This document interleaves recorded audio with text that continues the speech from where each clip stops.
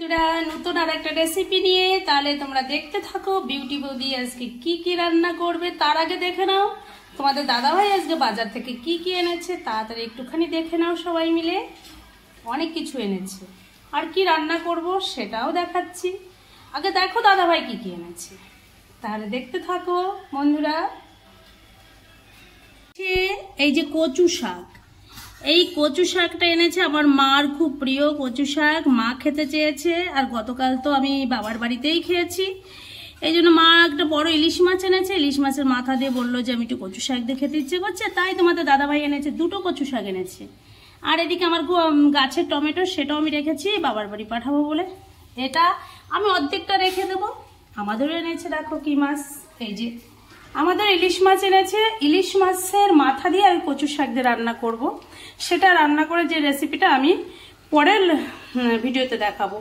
এখন দেখতে থাকো। আমি এই যে লবণ হলুদ মাখিয়ে রেখেছি, এটা এখন ভাজি করব। দেখো এই যে গরম কড়াইতে গরম করছি, কড়াইটা গরম হয়ে গেলেই আমি এটায় তেল দিয়ে দেবো। দেখতে থাকো তাহলে বন্ধুরা।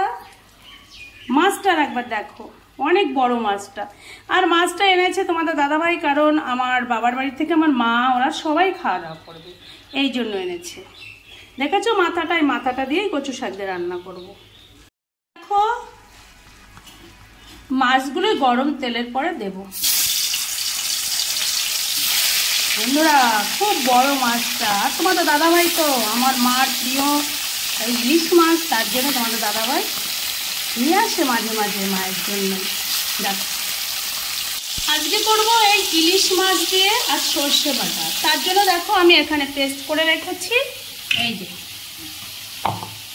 আদা জিরে আর কাঁচা লঙ্কা আর সর্ষেটা পেস্ট করে রেখেছি। এটাই দিয়ে রান্না হবে, দেখতে থাকো তাহলে। দেখো একটু বেশি করে তেল দিয়েছি, কারণ তেলটা একটু বেশি হলে খেতে টেস্টও হবে। এই কারণে তোমাদের বিউটি বলতে একটু তেলের পরিমাণটা একটু বেশি দিয়েছি। বন্ধুরা মাছটা দেখো কত সুন্দর কালার এসছে, উল্টে দিয়েছি। দেখতে থাকো তাহলে। বিউটি বলি ইলিশ মাছ ভাজি করছে। এবার দেখো বন্ধুরা, গরম তেলের উপরে গোটা জিরে আর গোটা লঙ্কা দিলাম। এটা ভাজা হয়ে গেছে। এবার এর মধ্যে জল দিয়ে দেবো।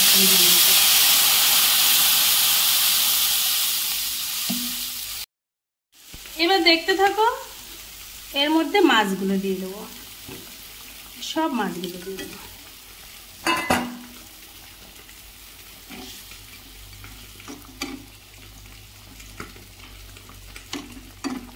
এবার দেখতে থাকো বন্ধুরা, এর মধ্যে এই ভাজা মাছগুলো দিয়ে দিলাম। অনেকে হয়তো কমেন্ট করবে যে হ্যাঁ কড়াইটা তোমার ভালো না। কিছু করার নেই, কারণ এটা লোহার কড়াই। দেখতে থাকো, ফুটছে দেখো। এবার এর মধ্যে এই যে সর্ষে আর জিরে কাঁচা লঙ্কা আদা বাটা দিয়ে দিলাম। দেখো কালারটা কত সুন্দর এসছে।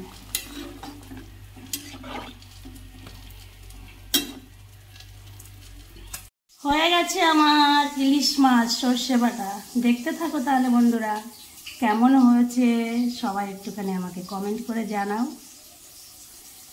আর কার কার খেতে ইচ্ছে করছে বিউটি বৌদির বাড়িতে চলে এসো। দেখো কত সুন্দর হয়েছে।